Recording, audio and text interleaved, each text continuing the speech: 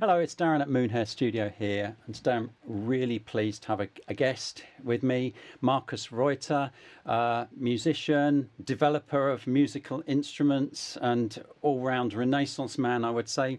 Markus, how would you describe yourself? I think you've done good. I mean, I'm absolutely fascinated by your touch guitar, which, as far as I can see, has very little relationship to a normal guitar in the way that you play it. It's almost like a mix between a keyboard and a guitar. It's true. It really is its own thing. Like technically, it has nothing to do with piano playing or even guitar playing, um, because you kind of like have to you raise the energy for the note with the finger as well as the fretting. So doing two things at once, but you don't have a hammer like on a keyboard, where the hammer would do exactly that, right? So it's a wonderful thing, and I'm not an inventor of this technique. Guitarists have been doing this for Mm. uh, centuries, I'd say, right? But I kind of like decided to build a traditional guitar instrument that's good for that technique. Yeah, yeah. And anybody that's interested in that, I will post a link to. You did an interview with Warren Hewitt about a year ago, I think, and that goes into it in some detail. It's fascinating to watch. So we'll post a link to that because we could do the whole podcast on that, but that's Yeah, not yeah, why no, we're here. yeah. Yeah, so I came across your podcast through an interview you did with Richard Barbieri. I'm a big fan of Porcupine Tree, but also back in the day we had the Japan albums, and that sort of led me to your podcast. I started filtering through, and then I discovered that you were doing a whole series on Tubular Bells and other Mike Oldfield albums. Would you like to just sort of explain what this new podcast thread is? I've been a fan or let's say follower of Mike's work since I was like 8 or 9 years old. And I went to a show in '82 with my mother and uncle. That was the 5 Miles Out tour, and that's where things made click for me, both like on like being a fan and follower, but also for myself becoming a musician, right? Becoming a Mm. professional musician in the sense of how Mike does it, which is like you do everything yourself and you're kind of like the creator of sound worlds, let's say. And it's not so much about being a guitarist or being a pianist or being a producer, but you're just doing what you need to do in order to bring things that to bring music alive, let's say. And so for me, it was, meeting Tobias, who's a journalist. I first met him, or like was in touch with him almost 30 years ago, like 28 years ago or Mm. so. And he was reviewing my albums. Oh, Um, right. yeah, and so that at some point later we met at a show and blah blah blah, and then I moved to Berlin. He was in Berlin, and so finally, about I guess 2 years ago or so, we decided to actually have these conversations together about the discography of Mike Oldfield, Yeah. and we started with Opus One, so the The demos sort for of Tubular Bells. prequel, really, to Yeah, his. the Yeah. prequel. Sorry, yes. And so that's sort of like and the whole project is sort of like growing in the sense that we now see that finally some other fans have discovered it. There's really and I'm sure we're going to go into more detail about that. There's sort of like a lot of misconception about Mike Oldfield and a lot of let's say, misunderstandings, I would even say, about Mm. what he does or what he did and what his music is about, and also what his role in music history is. And that's sort of like why I was thinking it would be great to have like my perspective as somebody coming from the inside of being a music producer myself Mm. and having Tobias's view as a journalist and as a very, very clever, well-read man, which I'm not. So, But this is one of the things where it works so well because you're both coming at it from a different angle. So you're seeing and hearing things in a different way, and you go into incredible nerdy depth into these albums. I mean, they're epic conversations. And do you have any idea where these conversations are going to go before you start? No, not at all. No. Well, obviously we picked the album, and so far we've gone uh, through the discography chronologically. We've actually even skipped live albums, and we have skipped the Killing Fields because Mm, that's a soundtrack album. Um, but yeah, no, there's nothing. I mean, I never prepare myself other than maybe listening back to the album, but I don't even need to do that back because I know them inside out. yeah. Uh, Tobias comes with like at least 10 pages of handwritten stuff. Well, he's You a know, he's journalist. a journalist. Yeah. Yeah. And no, what I like about those conversations is that they're very casual and that it's about the discovery process, like during the conversation. So I don't have a list that I want to tick No. item, you know? Yeah, so I just want to see whatever happens. And sometimes after like 2 hours of conversation and we say goodbye to the listener, I realize, oh, there were these other three, four, five things that I wanted to say or Yeah. that I could have said. You should But have that's brought along okay. a list today. But I think um, that's okay because that's something for the future, you know. Maybe at some point we go back and we make a commentary on the episodes that we've already done. Tobias has already started interviewing some other people that were involved, like he spoke with Trevor Horn about Jubal Bells mm, 2, for example. yeah. So we're going to expand the concept a little bit in the near future. And in a way, it's not just that you're obviously fans of Mike Oldfield, and you go into, as say, great depth about the music, but also the links backwards and forwards through his career, how these threads sort of weave their way through his catalogue. And you also are really charting the ups and downs because there are albums that are not loved by the fans, Mhm. and yet you still bring life to them. I mean, I'll be quite honest, I had never listened to Earth Moving. It was one of those albums I skipped, Mhm. basically because my friends said, "Oh, I've listened to it once, I can't listen to it again." But it was such an intriguing conversation listening to how you sort of worked your way through that album, and every album has its strengths and weaknesses, and likes and dislikes.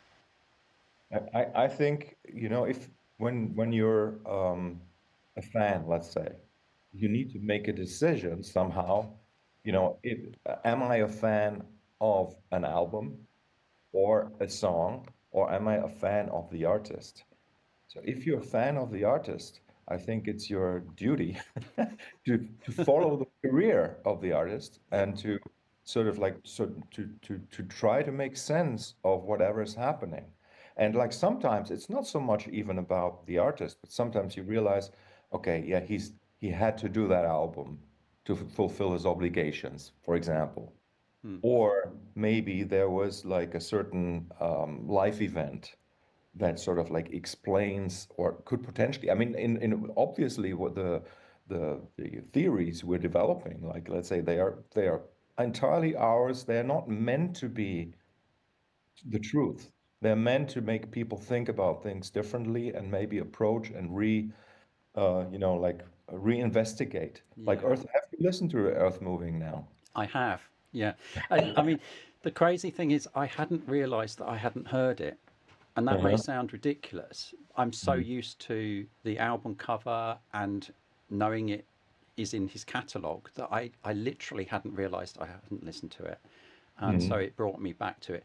I mean, this is the conundrum with the podcast: is do you listen to the album first and then listen to the podcast, or do you, like me, listen to the podcast, listen to the album, and then listen to the podcast again and refer back to it? Yeah. Yeah. No, you know, there's something like one of the questions I've always had about Mike Oldfield is like how self-aware is he about the things he does, Mm, right?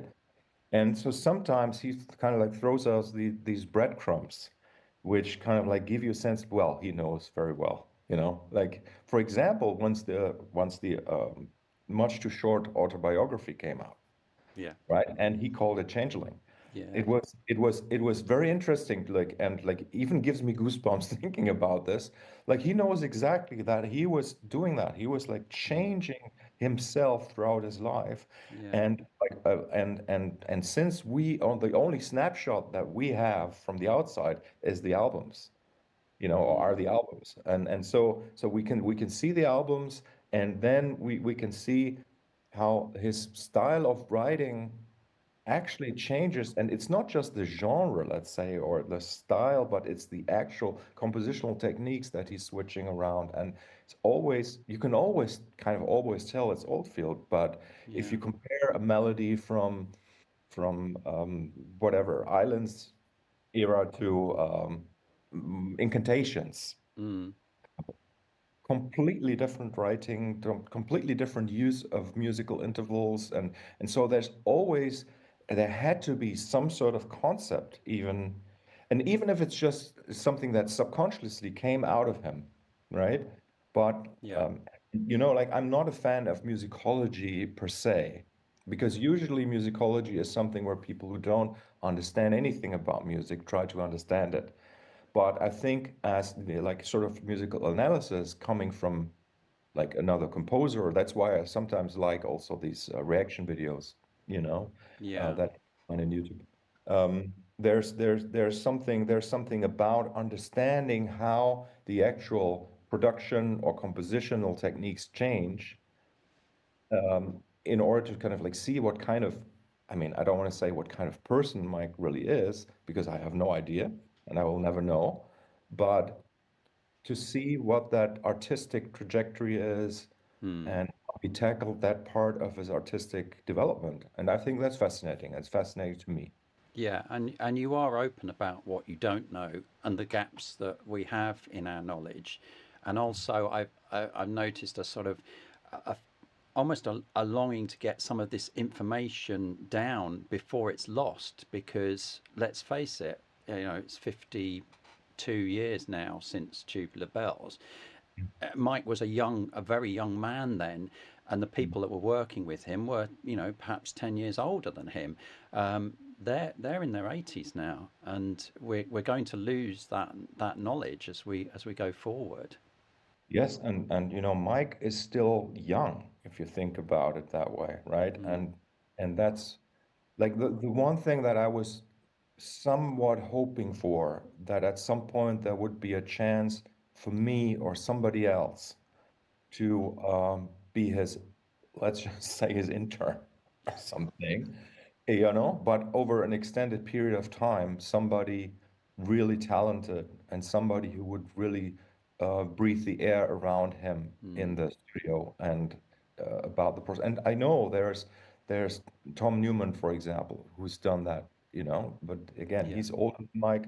Also, he doesn't I don't know if that's true because I haven't spoken to him with him personally, but it seems like there's nobody really on the same level of musical understanding as Mike is, Mm. uh, which I think is maybe like from my perspective, and I'm psychologist actually, Oh, right. I Okay. don't know if you knew that.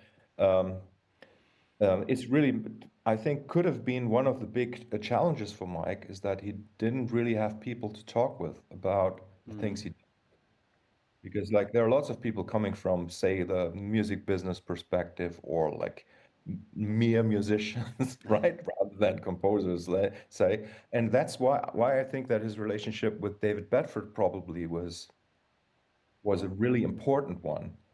Yeah. And sort of like David, I think David must have been a mentor for Mike, especially like seeing that he got Mike involved in contemporary classical music in the 70s, Mm. right?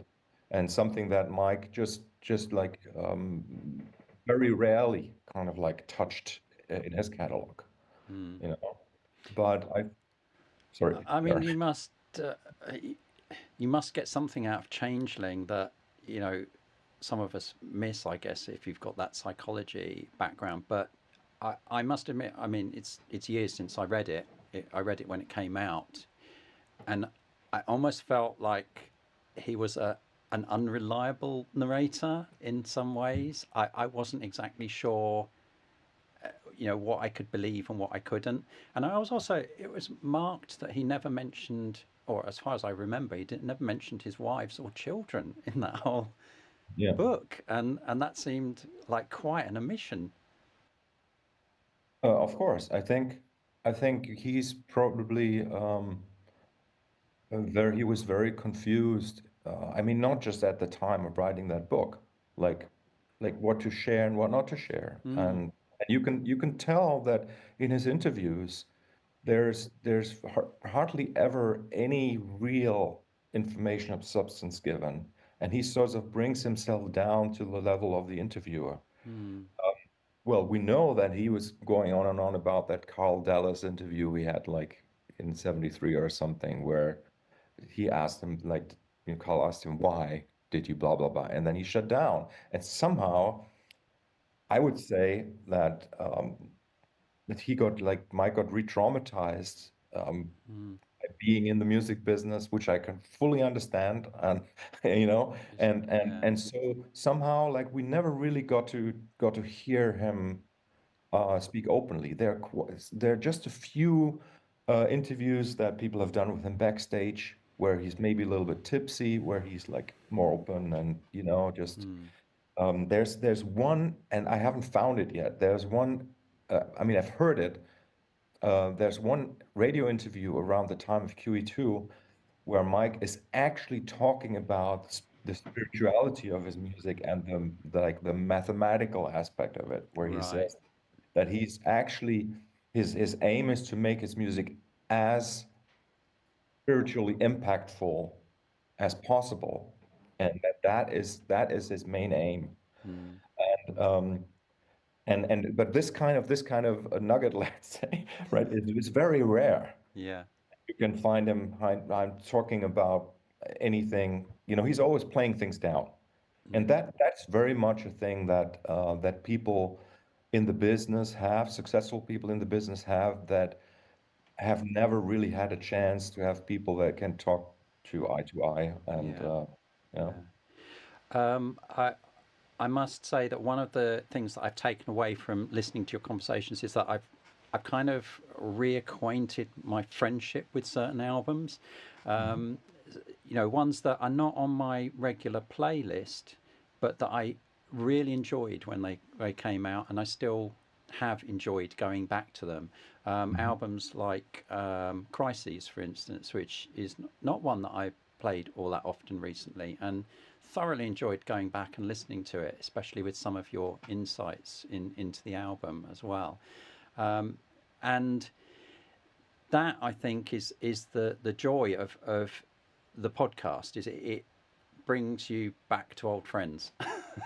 If you see what I Yeah, mean. that's I mean, and that's wonderful to hear. I mean, that I'm so happy that, like, we do get some feedback about podcasts, but not it's not immense. Like, there are like maybe 300 views on these podcasts, right? I mean, on YouTube. Mm, But overall, there are more listeners. But this is something that I've noticed, like, throughout my career. It's actually wonderful, Darren, that you reached out, because there are a lot of people who I kind of like learn later, like 20 years later, you know, they mm, were listening to this and was important to them, or even like one of my albums or whatever, but they never told me. And I mm, think I think it's so important to always be open with your peers, let's say, so that you can motivate each other.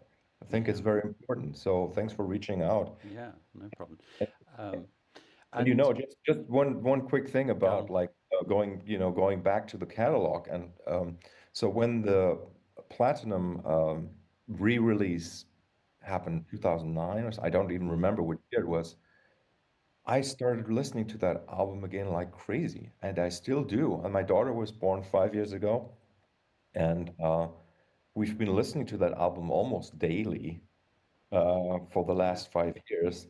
And so it's really strange, because I would have never kind of like considered Platinum to be one of my favorites, but it is. I have an interesting relationship with Platinum because I didn't buy it when it came out. I don't. Yeah, I was. I was asking for it for my Christmas present. I got Tubular Bells instead because I think my parents went down to the record shop and just said, "Can you give us the Mike Oldfield album?" And obviously they handed him Tubular Bells. Um, but later on, my uncle was a big fan of Mike Oldfield, and we went to a local record shop in Wales, and I found a cassette of Platinum, and Hmm. I played that to death until the tape wore out. Hmm. And then I went to my local record store to buy the vinyl because I thought, well, I can't play the tape anymore. And I took the record back because I said one of the tracks is missing because it had Sally on the cassette. And I was Hmm. so used to the playthrough with Sally on it that to me now, the all the versions that I can get hold of don't have it on there. And Hmm. it sounds like a jump now in my head because I was so used to that original version. Yes. Yeah. Yeah, that must have happened to quite a lot of people at Yeah, that time. I never knew. I never knew there was the other song there because yeah, I grew up with a sect with Into Wonderland there in that place, yeah. right? But it is an interesting album, and yes, again, I've gone back to that one to re-listen to it. Um, Before we move on to a couple of other albums, you've actually you've met or played with some of the musicians that worked with Mike Oldfield, and have you had a chance to talk to them about those sort of periods in their lives? Um, yes and no. Um, in the podcast, I sometimes mention, I talk with that, and like the most um, like the deepest but very short conversation I had about Mike was actually with Robert Fripp. Right. And I don't know if you've heard that already in the podcast, but Hmm. I I I told Robert that I'm a big Mike Oldfield fan, and that I've heard that it's very difficult to get hold of him, and also that he's a very, very difficult person. And Robert looked at me and said to me, "Don't believe what people say." Hmm. It's That's interesting, isn't it? that's what he said to me. And then, after a short pause, he said that he had met Mike, and Mike was one of the nicest people he's ever met. Hmm. That's what he said. And the funny thing is that a few years later, or maybe even a decade later or so, I worked with Toya Wilcox, with Robert's wife, and we Hmm. we made a record together.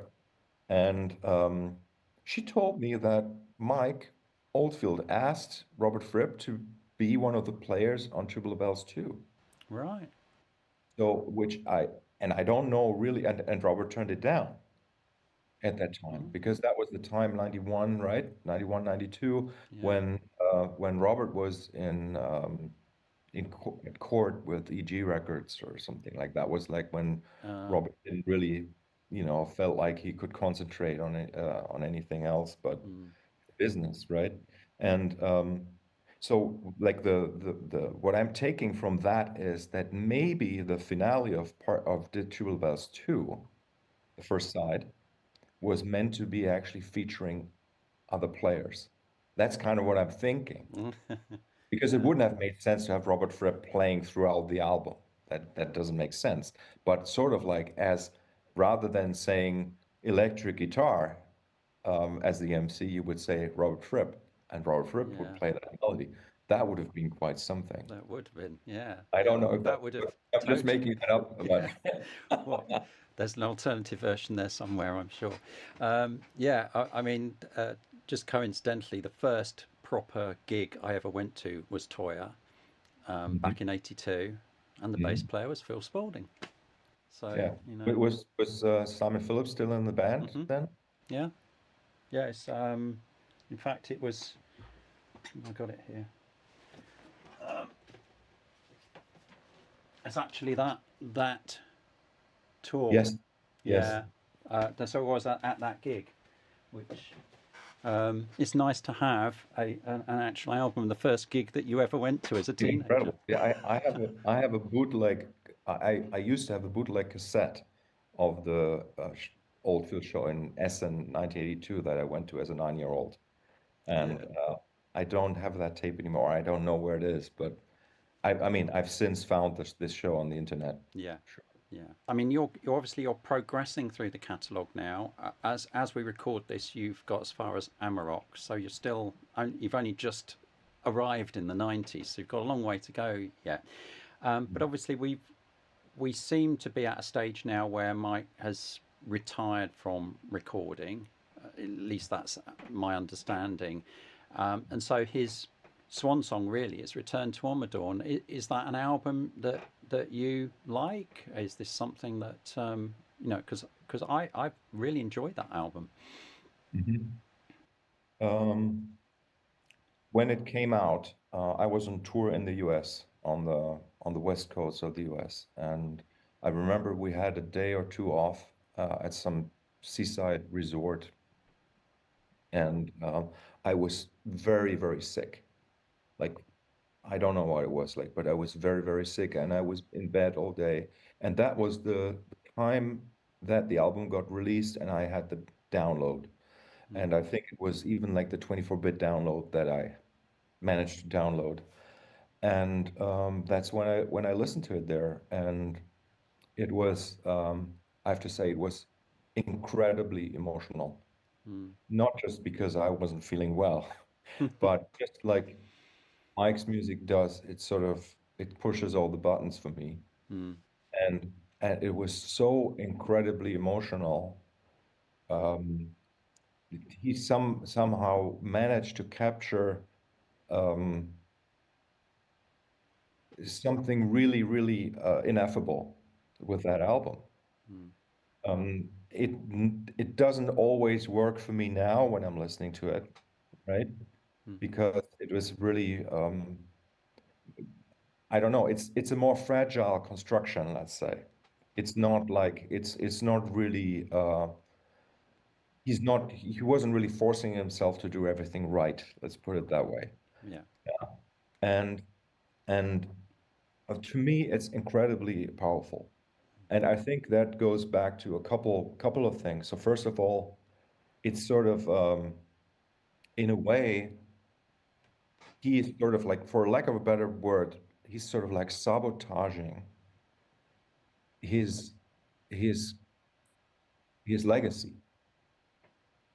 But he does that in a way that is just so incredibly clever, and not clever, like I think emotionally clever. Because as you know, like his son died Mm, a year or two before that album was released. And I think it is, and I know that he said that album was basically a reaction to mm, that trauma, you know, and to the grief. And and for me, that album just shows his incredible guitar playing. I don't think that people would probably agree, but if you listen to the parts played on the acoustic instruments, mm, it's just outstanding. Like mm, the tone, the technique, the effortlessness of it, mm, just incredible. And even at that time, like he was in his mid 60s, I guess. Um, you wouldn't have really expected. I mean, I wouldn't have expected that of him to even put that much energy into any work again. Like after Man on the Rocks, where he said, "Okay, like I'm gonna make a record, but I don't want to really play. I have like, my demos here. I'm letting just some other people play on the demos." yeah. And he actually kept quite a lot of the demos. Like there's not an alternative solo, let's say. It's like just like you could say lazy is not the right word. Like efficient, you could say, right? Efficient. Very, no, Return to Ommadawn is sort of I think it's a wonderful album. I'm really grateful that we got that album. Mm, Um, I think it holds a lot of little secrets as well, and I'm not talking about the obvious things like the samples he's used, mm, like Amarok samples or the um, Ommadawn snippets or stuff like that. I yeah. think there's something deeper going on. There's sort of like a correlation for me musically with 5 Miles Out, with Aura Bidu, which I think Mm, is a track initially written for his son, Dougal, who died. right. Yeah. I can see sort of like these relationships that, and again, like with a great composer, you don't, the composer doesn't have to be aware of making these connections within his work. It's just something that happens Mm. because that's how he rolls, right? Well, it's a very organic process, isn't it? It is very organic, and I just find the like one of the again, like talking about like different phases of Mike's work, but the most fascinating thing is like the chord sequences he comes up with sometimes, where sometimes there are chord sequences that are sort of like functional in the sense that you can kind of say, okay, like this is like how it goes. This is how somebody else would compose it, right? But then there are other compositions where, like, like suddenly he would completely flip things around, so you would have like say two bars of an E minor where anybody else would move on after one bar, just something simple, but something like that, where then the up and down, the binary Mm. movement like that we mostly have in music, right, is sort of like turned around, and where you don't know what's the beginning, what's the end, like even songs like To France, for example, where you Mm. don't know where's the downbeat of the chorus, because it's actually it's only a three bar chorus with one bar of pickup, Yeah. you And know, and like this kind of thing is kind of like happening in Return to Ommadawn again, mm. where you're wondering like these chords, they seem so random, uh, Yeah. but then everything's kind of like pulled together by the melodies, and that's sort of like what I love so much, and he sort of like found back to some sort of form with Return to Ommadawn, I Yeah. think. Yeah. Um, you did a really wonderful episode on incantations and talking about the forms within that.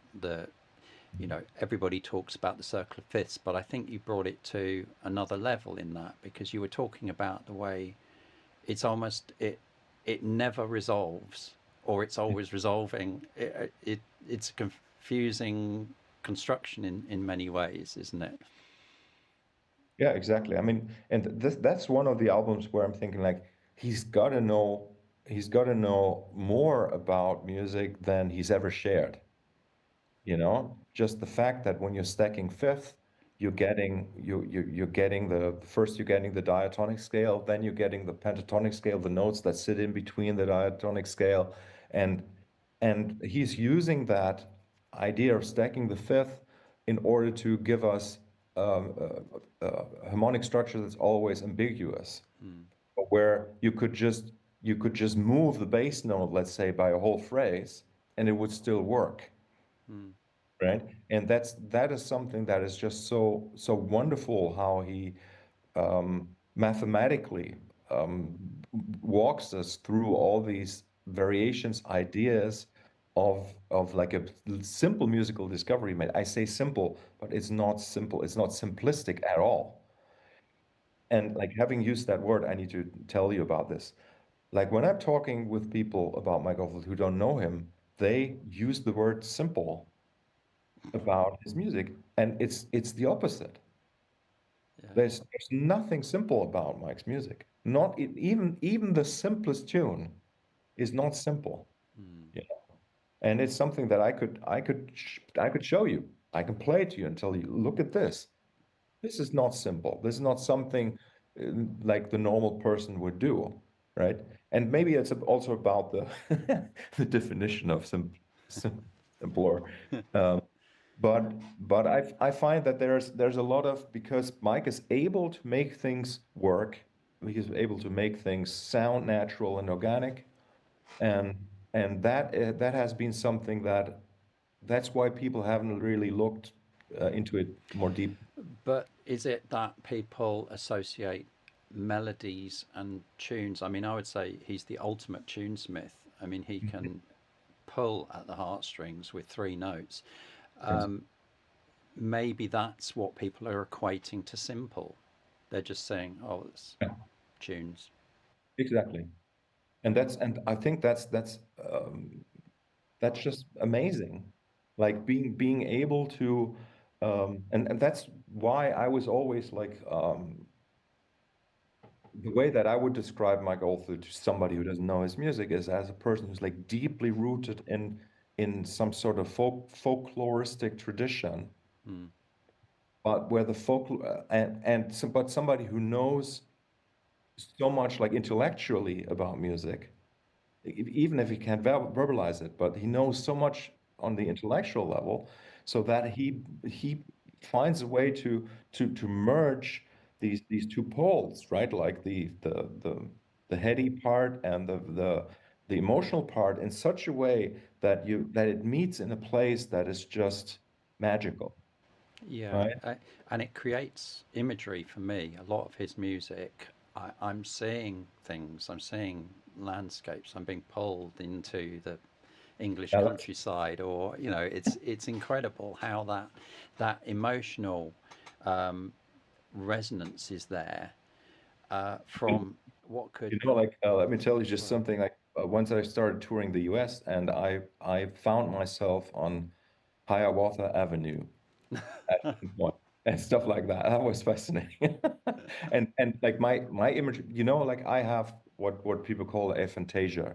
Like Ah, I don't have many images in my head. I mean, I can recall the face of my daughter if I need to, but there's always effort involved, right? I'm So for sure she'll be me, pleased to hear that in yes. later life. But for me, it's the imagery they're talking about is not for me. It's not necessarily images. It's an emotional landscape, I would say, Mm, right? So it's not about so much about looks, but it's about the progression of the tension and release, you could say, or mm, um, like okay. So I'm jumping around a little bit, but I think I said okay. Two Wells 3, which is sort of a strange album, right? For me, what was so fascinating about that album was that it was sort of like tinkling along, let's say, for mm. most of it. And then there is the one that's why the podcast is called like except for the Yeah, sound of yeah. the bells, Tubular bells. bells, exactly. And you get that bang. Yeah. And all that energy that was accumulated over like 45 minutes or whatever it is gets released at that one point. Mm, And I think, and again, I don't care if he did that intentionally or not, but to me, it's a fact that with that album, that's what's happening, right? Where like before you had like more of like an up and down, like with his compositions, and there's this one album which is pretty much flat throughout, mm, right? And then there is this one moment that then lets you release all of that, and it doesn't let you let it. The release is not at the very end, right? And mm. this is also like fascinating how um, I mean, like I could go on and on. Like the demo version of Ommadawn, right? Yeah. Had the reprise, of another theme at the end, which which he picked up that idea for Return to Ommadawn. He Mm, does the same there, but for the actually released Ommadawn, we don't have that section at the very mm, end. mm. And and so like I mean, I'm just jumping around so much here, but you know, But then it's the last episode on Amarok. I mean, Amarok was a big firm favourite with me and my friends when it came out. It was almost like a, oh, thank goodness he's back sort of moment. And Mhm. there is some extraordinary playing on that. But your conversation with Tobias sort of hinged around the fact that there are so many builds, and it's almost like the climax is 18 minutes long.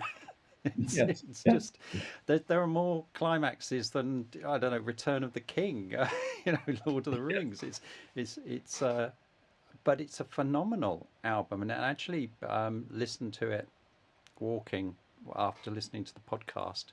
It was, there were some moments there bringing tears to my eyes. It's just a fabulous piece of work. oh, yeah, for sure, for sure. And that album also, in a way, the musical material used on that album is simpler than on other albums. Okay. But then the question like why? Right? And the why is in order to be able to do something as crazy as it's done there. Mm. So where you say in the last in the final 18 minutes, he combines all the themes into one big like you're wondering like how can you this is always like the kind of like a conundrum, like how do you plan such a thing without it's sort of like the chicken and egg question in a way with a piece Mm. like that. Like, how do you start? How can you imagine how you're going to use these themes? How will they fit together? Will they even fit together?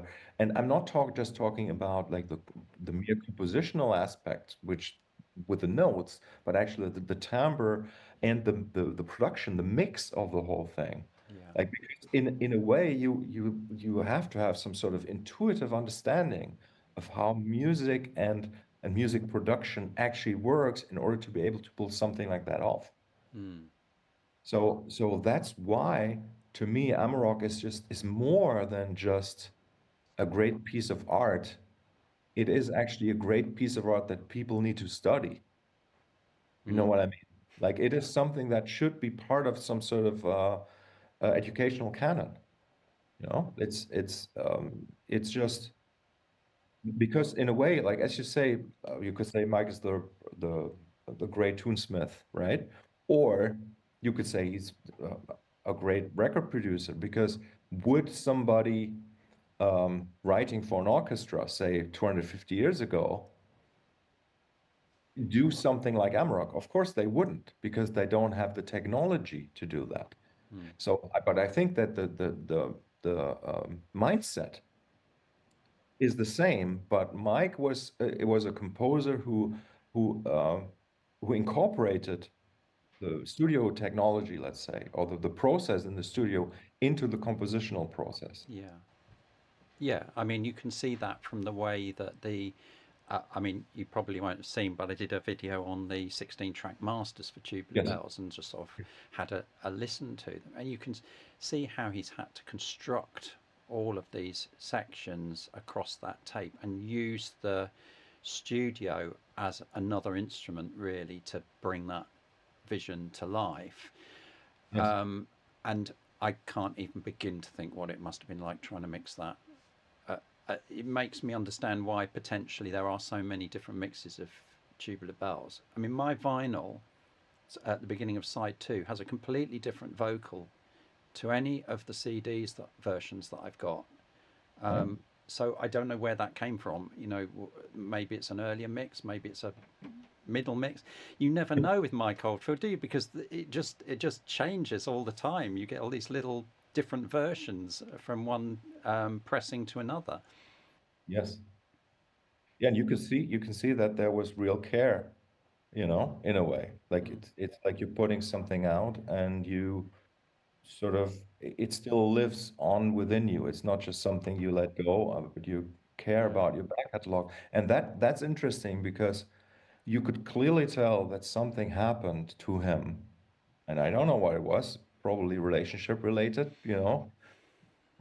when he stopped caring about the production of his album.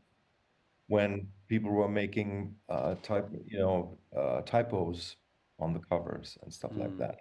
That was the time when he stopped looking over things, and Yeah. you could see the business was, and I don't know, maybe it was that even the business people were having a hard time communicating with him or were frustrated or whatever, and that's when these mistakes sort of like happen.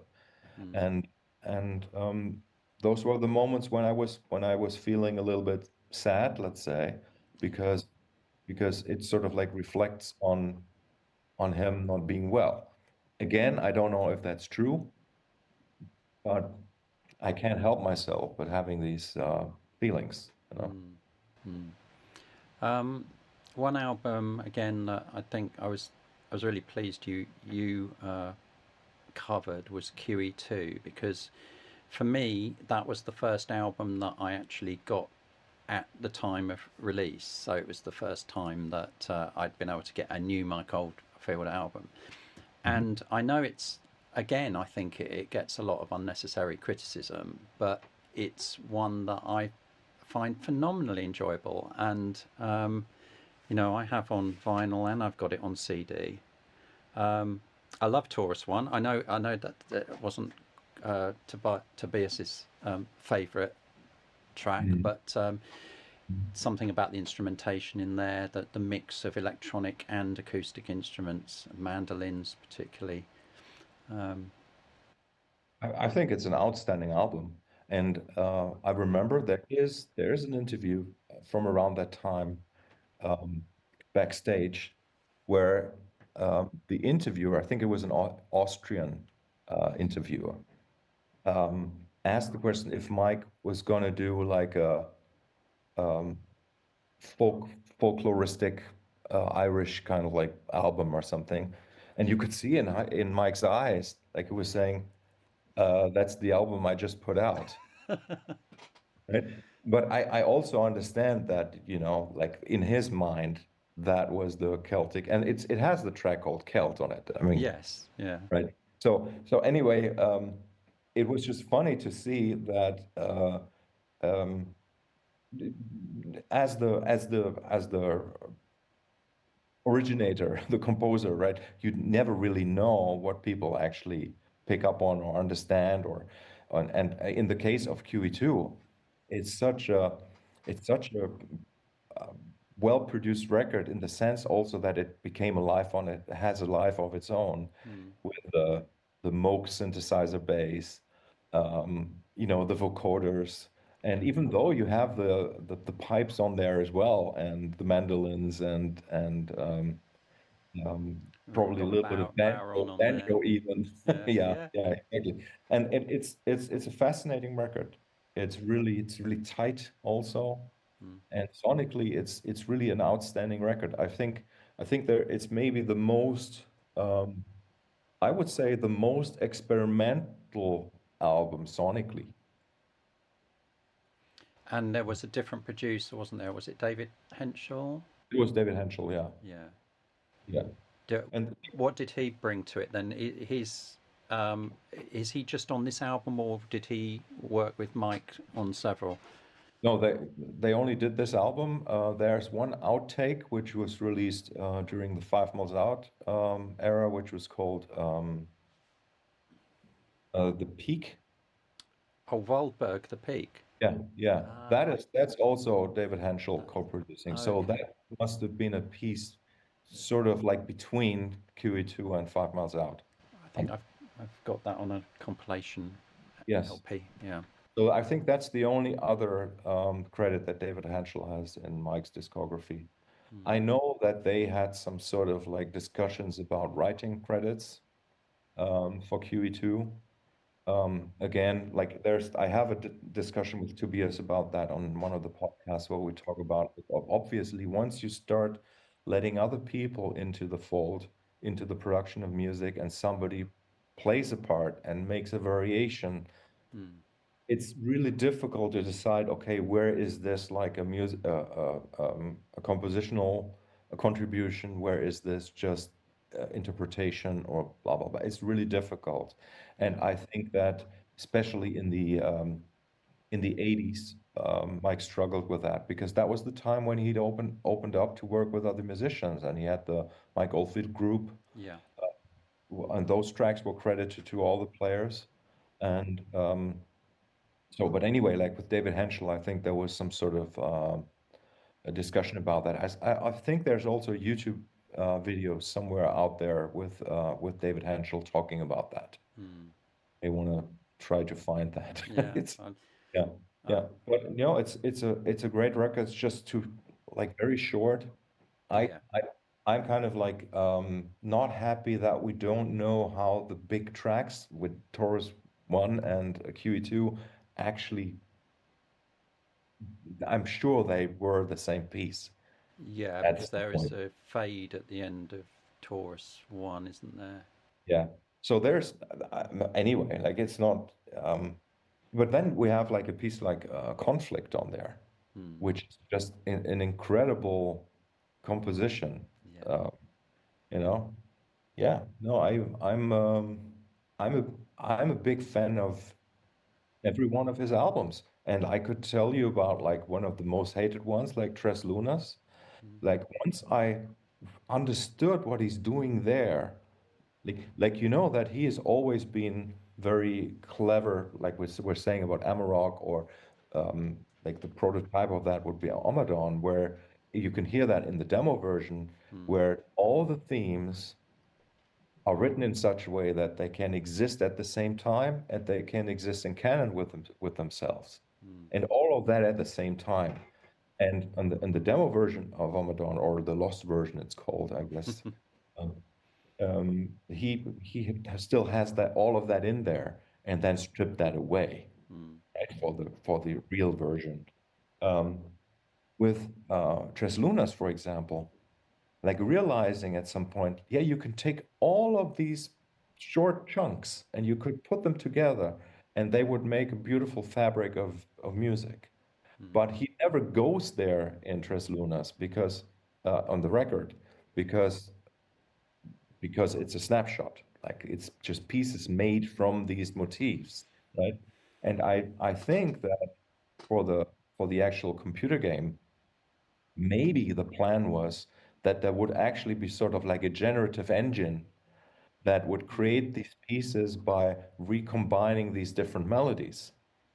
And I mean, I have to tell you, I'm 100% sure that that's what probably the idea was, and wasn't able technically to pull it off at that time. It's Uh, something that composers for video games would do these days, yeah, in that they would stack different stems as action happened or exactly. faded away. So, yes, maybe this is a sort of prototype of that Yes. way of And working. I'm sure, and I know it's the case, and like knowing that, then listening to Tres Lunas, things make more sense. And again, like there are a couple, 3, 4 tracks on that I really like very much. Um, and the others are sort of like I say, like these interim versions of something, right? And that was maybe also the time where he wasn't really that motivated anymore to do things like that, or there was no money in it, Mm. which can be frustrating if that's what you're relying on as a producer, to Mm. actually make money off your music, Mm. right? And things like that. But yeah, but having said that, I think I can see the good things in almost everything. Mm. For me, the one album that I didn't enjoy so much, and do you know who Devin Townsend is? I've heard the name. I don't know, Yeah. you know. So he's a genius musician from Canada. He has a huge catalog as well, and he's Mm. my age. He's in his early 50s. He's a wonderful person. He told me that Voyager is one of his favorite records. Really? Right. Yeah, Yeah. and then I realized, okay, that's why and how you use these huge reverbs with your clean guitar, and like Yeah. in Devin Townsend's work you can hear Mike's influence. It makes total sense. For me, Voyager was on one of of the albums that I never really clicked with me on the whole, because the pieces didn't really have that interconnectedness anymore, and uh, Mont There's Saint quite a bit Michel. of traditional music on there, isn't there? Yes, and I love that, but it was at that time, it was sort of, I don't want to say overproduced, but it wasn't really that that earthy kind of Yeah. album that it I, could have been, let's I say. think I would agree. On paper, Voyager should be the album that I enjoy the most because I love folk music, Yeah. very, very much into that side of things. And I think it did feel a little bit glossy to Yeah, me. that's the word, exactly. But anyway, like his performances on that album are outstanding, Yeah. unbelievable, Wow. and kind of like changing even putting the bar up for other guitarists, like what Mm. you could be doing Yeah. with, you know. But anyway, so that album never clicked for me, and there's the last tune, Mont Saint Michel, the Hmm. longest track, and that also like for a long time that didn't click to me, and I think maybe like 20 took me 20 years or so to be in a situation where that piece suddenly grabbed me. Yeah. And it was, I can't remember when or where it was, but I remember there was this one moment where suddenly it made click. Mm. And again, it's not that I can kind of recreate the situation where it does give me that emotional response, uh, but I was seeing like, okay, even something that I have sort of like not looked into for such a long Mm. time, once I'm opening myself up to it, there's a chance that that I can get it. Mm. And that's why I'm still interested about what you're thinking about Earth moving now. Yeah, well, I'll have to. I will. I will listen again. Um, I mean, this is the. We've got to draw this to a close, obviously, but this is the wonderful thing about listening to this podcast is it will connect you to music that you felt you'd abandoned a long time ago. Um, it may give you a different perspective as well to be able to appreciate what's going on, and maybe you won't fall in love, but you'll appreciate it a little bit more. And there are just some lovely. I mean, it's not all deep. There's a lot of laughter in the podcast. I love the little exchange about Saved by a Bell, and how the chorus has absolutely nothing to do with the verses, and I'd never really thought about it. It is ludicrous, actually, but it's just. I mean, I like the song, but it is it's crazy. So Yeah. yeah, I'd just like to finish with obviously you're a overly prolific musician. I tried to dip into your back catalogue, and it's an embarrassment of riches. If you wanted to, for people to have a listen to something that could get them into your music as well, where's your direction? Where would you direct them first out of the hundreds of albums that are out there? Yes. Um, so if we're talking about Mike Oldfield fans, right? I would suggest that there's an album called Face Okay.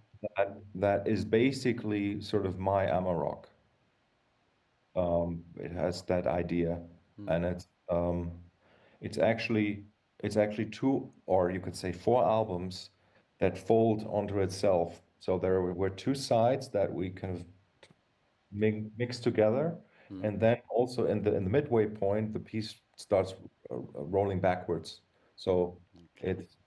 it's a really like mathematical, complex, polyrhythmic, but still melodic and Mm. motivic composition, and I really recommend that. That's Markus Reuter and Pat Mastelotto, Face.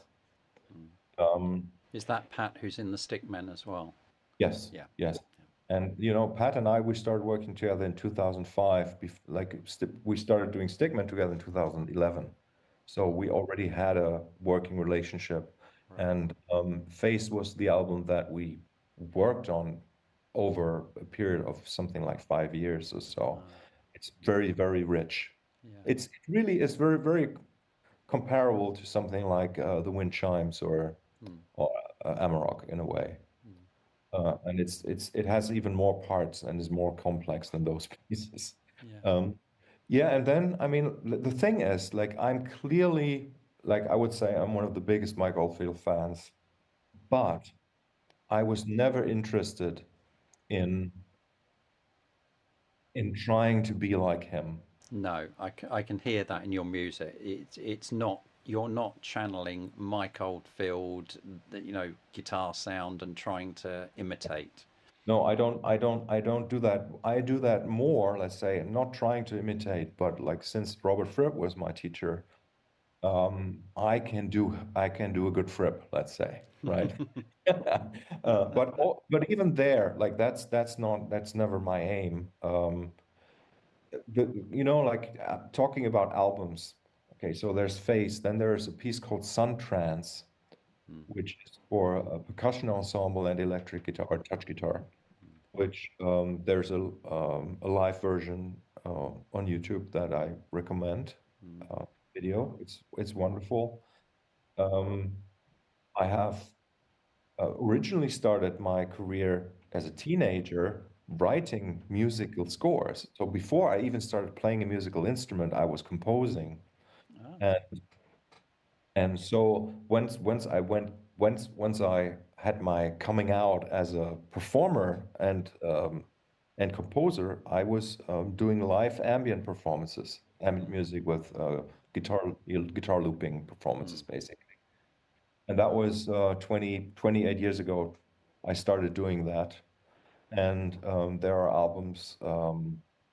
There's an album called Trepanation, which I do Okay. recommend, which is amazing, which is a guitar-based album, but it's um, very rich.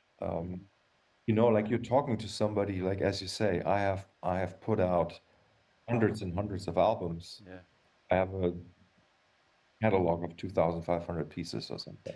It, it's insane. But there's an album or a project called Truce, Truce, which I really love because that was the project where my at that point my manager, who has been, believe it or not, Alan Holdsworth manager and booking Ah, agent. okay. So he sort of like discovered me and he said, Marcus, like I know that you're a virtuoso player and that you are a great lead player, but you have no album in your catalog that actually shows how you play. And that's when we started this project Truce with two other guys. It's just a trio, and Mm. it has me as the lead player, um, going crazy, shredding, and that's Truce. That's also recommended for people Mm. who like guitar music. Yeah. Brilliant. Yeah, But it's easy to find you online and start to dip into that catalogue. But and then there's the whole Stickman yeah, catalog, yeah, obviously. yeah. With Tony Levin Yes, on Tony and Stick, I suppose, is the the name of the band. Um, exactly. And originally for the first year and a half or so, they had some other stick player in the band. And since I had worked with Pat before and the other stick player left, it was sort of like a natural thing for Pat to invite me into that band. But what was important about that is that, like, there in the early 90s, like two camps started appearing in that touch guitar stick scene, where mm, you have the Chapman stick and you had the war guitar and later then touch guitar. And so Stickman is sort of like the ultimate band where the hatchet was buried because like we had like two prominent players of these, yeah, like in the eyes of the original inventor, competing instruments on one stage, and so Stickman has become a real phenomenon in a way, yeah. and we've toured the world for the last 14 years, and Mm. seems like we're not stopping. And Tony's almost 80. Good grief. Yeah, Well, good luck with that. And yeah. thank you for taking the time today to speak to me. I mean, we could probably have talked for 4 hours, but this is not an episode of, of your podcast. Um, Yeah. I hope people will enjoy dipping into it. And I'd thoroughly recommend starting at the beginning and working your way through, even if you've got a favourite album, because it kind of builds, I think, as you go through the season.